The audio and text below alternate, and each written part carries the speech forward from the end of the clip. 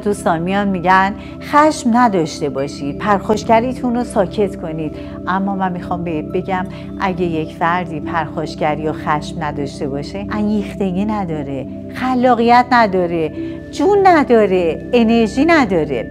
دانشمندان ثابت کردن که پرخاشگری و خشم باعث بروز خلاقیت بیشتری میشه، اما به شرطی که بتونی سابلیمیت کنی، یعنی اینکه بتونی انرژی حاصل از خشم و پرخاشگری تو ببری به سمت انجام یک کار. فرض کن تو پرخاشگریت زیاده، برو هر روز ورزش کن. پرخاشگری بیشتر بدو. پرخاشگری سعی کن که مطالعه بیشتر بکنی.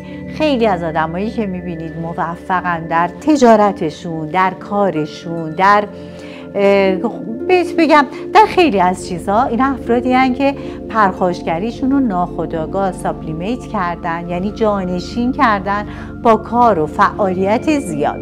پس پرخاشگری نه تنها خوب نیست، بلکه باعث بقا هم میشه. یعنی در واقع پرخاشگری به ما کمک میکنه که ما دووم بیاریم، زنده بمونیم.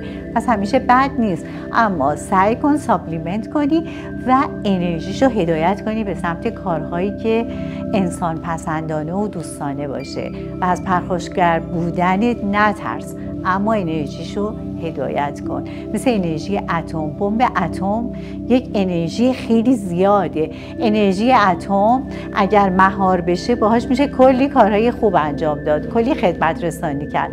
پس از پرخاشگر بودن نترس. این ویدیو رو بفرست برای کسی که شرم داره از اینکه پرخاشگره.